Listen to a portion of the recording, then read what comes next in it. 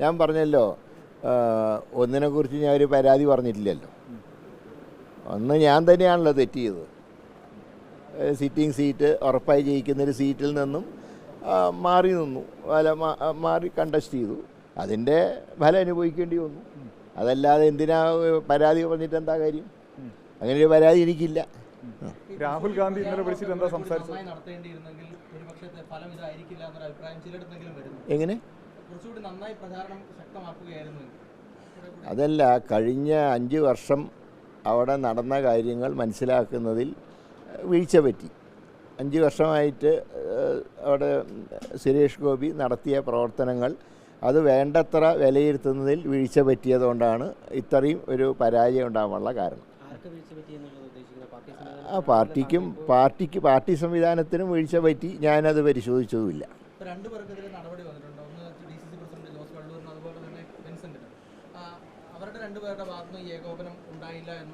ഞാൻ ആരെക്കുറിച്ചും പരാതി പറഞ്ഞിട്ടില്ല. ഞാൻ നടന്ന കാര്യങ്ങളൊക്കെ KPC പ്രസിഡന്റിനോടും പ്രതിപക്ഷ നേതാവിനോടും വിശദീകരിച്ചു. അതല്ലാതെ ഞാൻ ആർക്കെതിരായിട്ട് നടപടിയെടുക്കാനും ആവശ്യപ്പെട്ടിട്ടില്ല. ആരെക്കുറിച്ചും ഞാൻ പരാതിയും പറഞ്ഞിട്ടില്ല. രാഹുൽ ഗാന്ധി വിളിച്ചിട്ട് എന്താണ് സംസാരിച്ചത്? അല്ല, രാഹുൽ ഗാന്ധി എന്താ സംഭവിച്ചതെന്ന് ചോദിച്ചു. ഞാൻ കാര്യങ്ങൾ അദ്ദേഹത്തിനെ ധരിപ്പിച്ചു. അത്ര തന്നെയുണ്ടായി. രാഹുൽ ഗാന്ധി അല്ല, അദ്ദേഹം അതിൻ്റെ കാര്യങ്ങൾ അറിയാൻ വേണ്ടി വിളിച്ചതാണ്. അതിലിപ്പോൾ അദ്ദേഹത്തിനെ പോലെ ഒരു വലിയൊരു മനുഷ്യൻ തെരഞ്ഞെടുപ്പ് പരാജയം ഇതിനെക്കുറിച്ച് എന്നോട് അഭിപ്രായം ചോദിച്ചു എന്നുള്ളത് തന്നെ വലിയൊരു ബഹുമതിയായിട്ടാണ് ഞാൻ കാണുന്നത്. കാരണം ഈ തിരക്കിനിടയിലും അദ്ദേഹം അതിന് സമയം കണ്ടെത്തി. കാരണം ഇത്രയും തിളക്കമാർന്നൊരു വിജയം കേരളത്തിലുണ്ടായപ്പോൾ പരാജയപ്പെട്ടൊരു സ്ഥാനാർത്ഥിയോട് വിളിച്ച് എന്തുകൊണ്ടാണ് ഇങ്ങനെ സംഭവിച്ചതെന്ന് ചോദിക്കാനുള്ള ഏറ്റവും വലിയൊരു ജനാധിപത്യ ബോധം അദ്ദേഹത്തിൻ്റെ ഭാഗത്തുനിന്നുണ്ടായി. അത് തന്നെ എനിക്ക് ഏറ്റവും സംതൃപ്തി നൽകുന്ന ഒരു കാര്യമാണ്.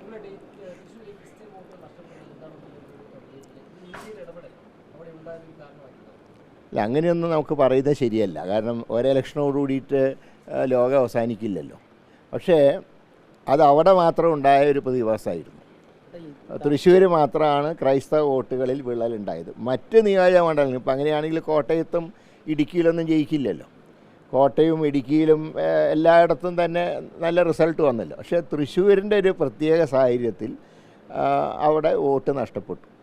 ആ നഷ്ടപ്പെടാനുള്ള കാരണം കഴിഞ്ഞ 5 വർഷക്കാലമായിട്ട് അവിടെ മത്സരിച്ച സുരേഷ് ഗോപിയും അദ്ദേഹത്തിൻ്റെ പാർട്ടിയും നടത്തിയ പ്രവർത്തനങ്ങളാണ് സത്യം പറഞ്ഞാൽ ഈ പരമ്പരാഗത വോട്ടുകളിൽ വിള്ളലുണ്ടായത്. അത് കണ്ടുപിടിക്കാൻ കഴിഞ്ഞില്ല. ഈ പ്രവർത്തനങ്ങൾ സുരേഷ് ഗോപി നടത്തിയ പ്രവർത്തനങ്ങൾ സംബന്ധിച്ച് താങ്കളും പാർട്ടി മനസ്സിലാക്കിയില്ല എന്ന് പറഞ്ഞു. അപ്പോൾ TN പ്രതാപൻ ഇതൊന്നും താങ്കളെ കൃത്യമായി കൺവേ ചെയ്തില്ല. കാരണം അങ്ങയുടെ തെരഞ്ഞെടുപ്പിൻ്റെ പ്രധാനപ്പെട്ട ചുക്കാൻ പിടിച്ച ആൾ TN പ്രതാപനാണ്. അദ്ദേഹം ഇതൊന്നും അല്ല, 5 വർഷം നടന്ന കാര്യങ്ങളെക്കുറിച്ച് കാര്യങ്ങൾ മനസ്സിലാക്കുന്നതിൽ വീഴ്ച പറ്റി. അതാണല്ലോ. അല്ലെങ്കിൽ ഇല്ല, അദ്ദേഹം അത് മനസ്സിലാക്കിയതായിട്ട് എനിക്കറിവില്ല. അത് കാരണം അങ്ങനെയാണെങ്കിൽ അദ്ദേഹം പറയുമല്ലോ ഇവിടെ ജയിക്കാൻ ബുദ്ധിമുട്ടാണ് എന്ന്. അങ്ങനെയൊന്നും പറഞ്ഞില്ല. ഇവിടെ നല്ല ചാൻസ് ഉണ്ട്. പക്ഷേ ഈ ഇങ്ങനെ പത്മജ മാറിയൊരു സാഹചര്യത്തിൽ ഇങ്ങനെ ഞാൻ വന്നു നിന്നാൽ അത് കുറേ കൂടെ ഫലപ്രദമാകുന്നതാണ് അദ്ദേഹം പറഞ്ഞത്. 1% പോലും അത് ബാധിച്ചിട്ടില്ല. അത് പത്മജ കോൺഗ്രസിൽ ഉണ്ടെങ്കിലും റിസൾട്ട് തന്നെയായിരിക്കും. അതിലൊരു മാറ്റമില്ല. അതെ, അടുത്ത ലോക്കൽ ബോഡി ഇലക്ഷനിൽ സജീവം. പാലക്കാട് ഉപതെരഞ്ഞെടുപ്പ് നടക്കാൻ പോവുകയാണ്. അതായത് അസംബ്ലിയിലേക്ക് 2 കൊല്ലം ഉണ്ടല്ലോ. അസംബ്ലി ഇലക്ഷൻ 2 കൊല്ലം ബാക്കിയുള്ളപ്പോൾ എന്തിനാ എല്ലായിടത്തും പോയിട്ട് മത്സരിക്കുന്നതിനാ?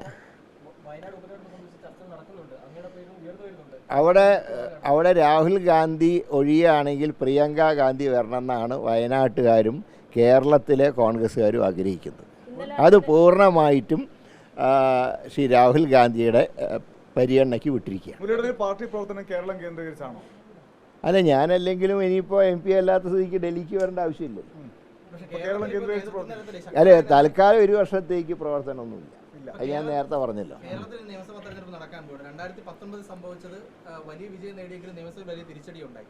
അപ്പോൾ പൊതുവെ വരുന്നത് കോൺഗ്രസ് നേതൃത്വം കുറെ കൂടി ശക്തമായ രീതിയിൽ ഇടപെടണമെന്നാണ്. അപ്പോൾ ആ സാഹചര്യത്തിൽ അങ്ങ് കേരളത്തിലേക്ക് പ്രവർത്തനം മാറ്റുകയാണെങ്കിൽ നിയമസഭാ തെരഞ്ഞെടുപ്പ് ലക്ഷ്യമിട്ട് പ്രവർത്തനം മാറ്റുകയാണെങ്കിൽ കുറെ കൂടി പാർട്ടിക്ക് ഗുണകരമാവില്ലേ? അല്ല, പ്രവർത്തനം ഞാൻ പറഞ്ഞല്ലോ, ലോക്കൽ ബോഡി വരെ ഇങ്ങനെ പോട്ടെ.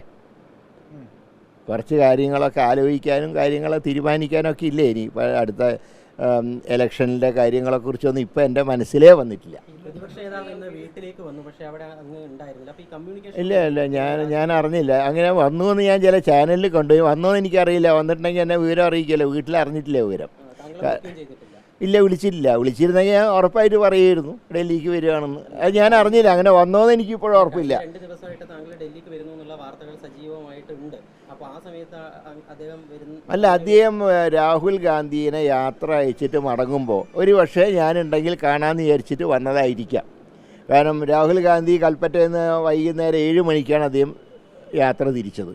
അപ്പോൾ സ്വാഭാവികമായിട്ടും അദ്ദേഹം തന്നെ യാത്ര അയച്ച് കോഴിക്കോട് നിന്ന് ട്രെയിൻ കയറാൻ വന്നതായിരിക്കും. പക്ഷേ വന്നവരെ ഞാൻ അറിയില്ല. ഞാൻ വന്നിട്ടുണ്ടെങ്കിൽ ഞാൻ തീർച്ചയായിട്ടും പറയുമായിരുന്നു ഞാൻ സ്ഥലത്തില്ല, അല്ലെങ്കിൽ അദ്ദേഹം വരുന്ന അറിഞ്ഞിരുന്നെങ്കിൽ ഞാൻ വെയിറ്റ് ചെയ്യായിരുന്നു തീർച്ചയായും. APCC അധ്യക്ഷ സ്ഥാനത്തേക്ക് താങ്കളെ പരിഗണിക്കണമെന്നുള്ള സജീവമായിട്ടുള്ള ഒരു ആവശ്യം പലപ്പോഴും വരുന്നുണ്ട് കേരളത്തിൽ. ആവശ്യമില്ലാത്ത കാര്യങ്ങൾ ചർച്ചയുടെ ആവശ്യം എന്താ? ഞാൻ പറഞ്ഞല്ലോ, ഒരു വർഷം ഒന്നിലേക്കും ഇല്ല എന്ന് ഞാൻ പറഞ്ഞതിൽ ഒരു മാറ്റവും വരുത്തേണ്ട സാഹചര്യമില്ല.